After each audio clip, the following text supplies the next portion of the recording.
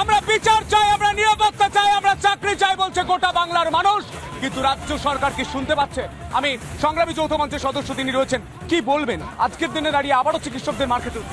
সংগ্রামী যৌথ মঞ্চ প্রথম থেকেই যে কথা বলে আসছে যে এই সমস্ত অবস্থার জন্য যে দায়ী রাজ্যের পুলিশ মন্ত্রী এবং স্বাস্থ্যমন্ত্রী, তাকে ধরবার দরকার এবং তাকে এই তদন্তের আওতায় আনার দরকার। তার কোনো যোগ্যতাই নেই এসব পরিচালনা করার। ডাক্তাররা ওখানে আন্দোলন করেছে, তার ছবি মুছে। মাসকট স্পিন কন্ট্রোল ল্যাবের পরীক্ষায় এটি প্রমাণিত। কেয়াসেট আলোপেক্স পেন্টা অ্যাক্টিভ নতুন চুল গজাতে সাহায্য করে, চুল পড়া বন্ধ করে। Keyaseth Alopex penta active 10 hair fall প্রবলেমের একমাত্র সলিউশন দিয়েছে।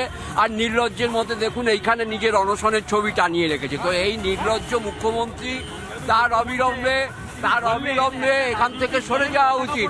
আরে দুর্বশাই কি রাজনৈতিক দলের পতাকা করিয়েছে 34 বছর। উনি তো লজিকের কথা বলছেন, কি বলবেন? আজকে ডাক্তাররা মার খাচ্ছে, পুলিশের কাজটা কি ছিল? পুলিশের কাজ কি ছিল? পুলিশের কাজ সব জায়গাতে, শুধু ডাক্তারের ক্ষেত্রে না, যে কোনো ক্ষেত্রে যখন কোনো পরিবেশ অস্বাভাবিক হয়, যে পরিবেশটাকে স্বাভাবিক অবস্থানে এটা পুলিশের কর্তব্য, সে সব জায়গাতেই। একটা যখন পেশেন্ট পার্টি আসে, সাধারণ মানুষ আসে, যদি কিছু হয় ডাক্তারের পরিষেবা দেওয়ার কাজ, আর পুলিশের কাজ সুরক্ষা দেওয়ার।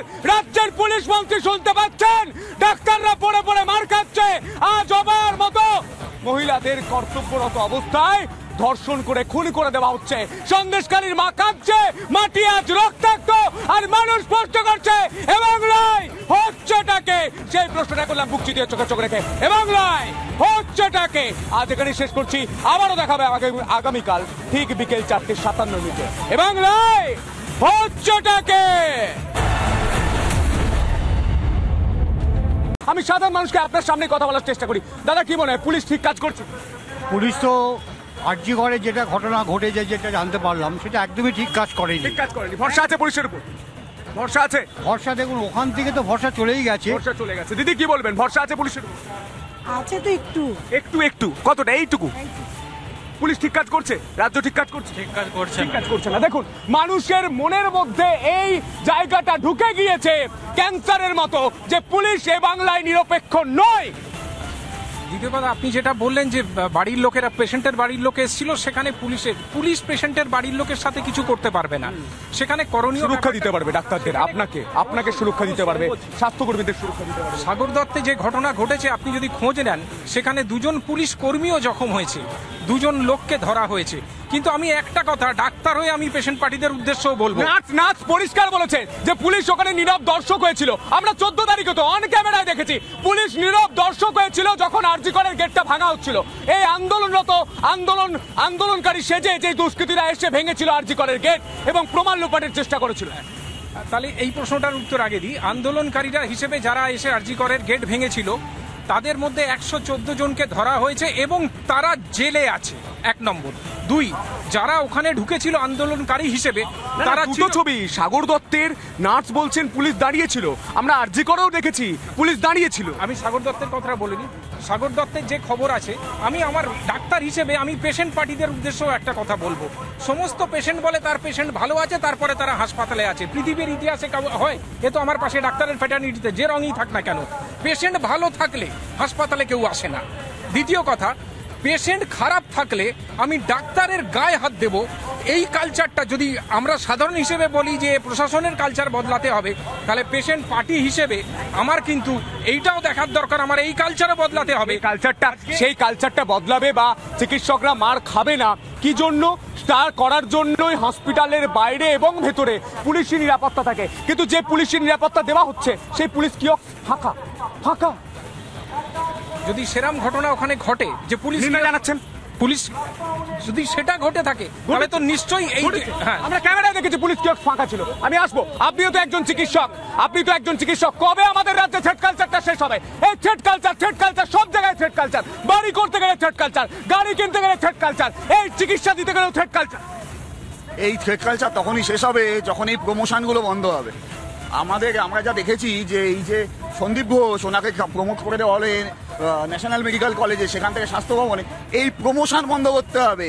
এই যে আমাদের যে কমিশনার পুলিশ, ওনাকে তো প্রমোট করা হয়েছে, ওনাকে তো ডিমোট করা হয়নি। লোকের মনে ভয়টা জন্মাতে হবে যে আমি ভুল করলে আমি শাস্তি পাবো, প্রমোশন পাবো না। এইটা যবে বন্ধ হবে তবে থ্রেড কালচার বন্ধ হবে। আমি আসবো দেবব্রতদা, একটা প্রশ্নের উত্তর দিন। 100 কোটি টাকা দেওয়া হয়েছে, বড় বড় করে বলা হলো, খুব ভালো। সুপ্রিম কোর্ট জিজ্ঞাসা করলো 100 কোটি টাকার কাজ কি হচ্ছে, কপিল সিব্বল দেখাতে পারলেন না।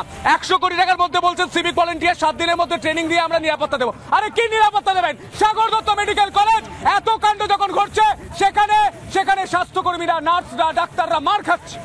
সেটা মারটা কারা দিল? এটা নির্ণয়জনক ঘটনা। কারা দিচ্ছে? সিভিক সোসাইটি দিয়েছে। সিভিক সোসাইটি কারা দিচ্ছে? তৃণমূলের। সেটাকে আটকাবে। ঠাকুরগড়ে আমি তো করে খাইনি বলবেন না। আমি বলছি পুলিশ আটকাবে। পুলিশ আটকায়নি কেন? পুলিশ ছিল না কেন? ও দোষ থাকলে মারবে, এটাই তো বলছেন। দোষ থাকলে মারবে। পুলিশ ছিল না কেন? আমি ছবিটা দেখানোর চেষ্টা করব।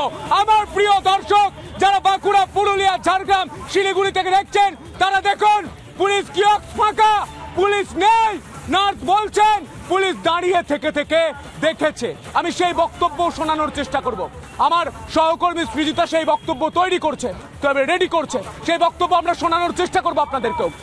আমি দেখানোর চেষ্টা করব। সেই ছবিটা আমরা দেখাচ্ছি, দেখুন। থ্রেড কালচার বলছেন তো, সব থেকে বড় থ্রেড কালচার। দুদিন পর আমার দুর্গাপুজো, যারা বলছে বন্ধ করে দেবো, সেটা হচ্ছে সব থেকে বড় থ্রেড কালচারটা তো আপনারা বলছেন 5 জনের বেশি বেরোনো যাবে না। 5 জনের বেশি বেরোনো যাবে না। কে থ্রেড কালচার দিচ্ছে? রাজ্যের শাসক দল, প্রশাসন সুরক্ষা দিতে পারছে না, আর বলছেন পুজোর সময় 5 জন বেরোনো যাবে না। রাজ্যের কোথাও সুরক্ষা নেই। আপনি যদি দেখেন, এই ডাক্তারদেরও যেরকম সুরক্ষা নেই, সেরকম সাধারণ মানুষেরও সুরক্ষা নেই। এই যে আজকে অভিজ্ঞদের মতো যারা স্ক্যাম করে বেরিয়েছে, যারা টুকলি করিয়ে ডাক্তারদের পাস করিয়েছে, যারা 10 লক্ষ টাকা নিয়ে যেসব ডাক্তার পাস করেছে, তাদের চিহ্নিত করা দরকার নেই। তাদেরও চিহ্নিত করা দরকার আছে, কারণ সাধারণ মানুষ তাহলে আগামী দিনে নিরাপত্তা পাবে না।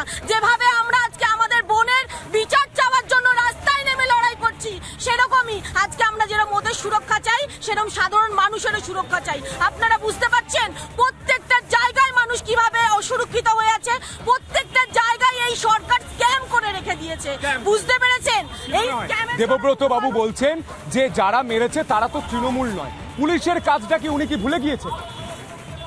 আমরা তো প্রত্যেকে আশাবাদী পুলিশের থেকে সুরক্ষা দেওয়া।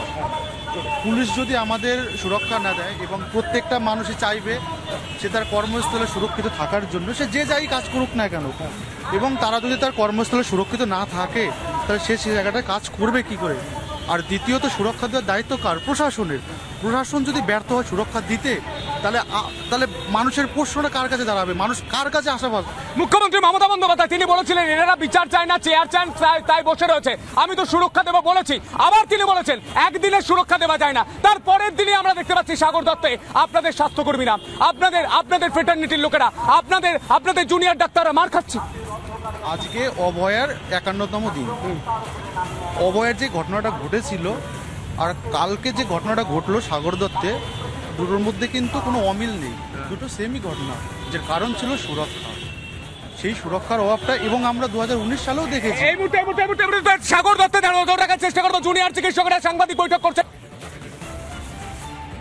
ওনারা একটা ফিমেল ওয়ার্ডের ভেতর ঢুকে সকলকে গালিগালাজ করতে থাকেন। চারিদিকে যে মেল ডক্টরসরা ছিলেন তাদের ধাক্কাধাক্কি করতে থাকেন, ফিমেল ডক্টরসদের গালিগালাজ দিতে থাকেন। আমাদের ফিমেল পিজিটির গায়ে হাত তোলেন, হাত ধরে টানাটানি করেন, এবং ফিমেল ইন্টার্নসদেরও হাত ধরে টানাটানি করেন। ওনাদের বারবার একটাই কথা বলা হয় যে সিপিআর বন্ধ হলেই এখানে আবার আরজিকর করে দেব। আরজিকর করে দেব মানে ওনারা কি বলতে চাইছেন, আরজিকরে কি হয়ে গেছে সেটা আমরা সবাই জানি, সেটার জন্যই আমরা লড়াই করছি এতদিন ধরে। কিন্তু ওনারা এসে কালকে আমাদের মাঝখানে রীতিমতো থ্রেট দিচ্ছে জুনিয়র ডাক্তারদের যে কিছু হলেই আমরা আবার আরজিকর করে দেব।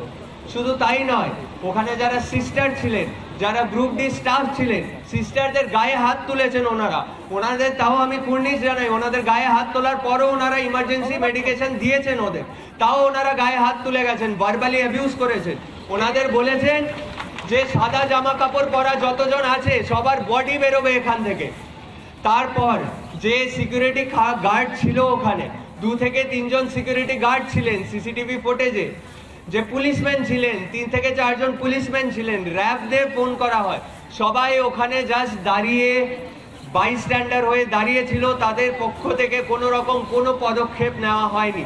পেশেন্ট পার্টি এসে সিস্টারদের গায়ে হাত তুললো, ডাক্তারদের গায়ে হাত তুললো, পুলিশ, সিকিউরিটি এবং র্যাবরা কোনো রকম কোনো পদক্ষেপ নেননি।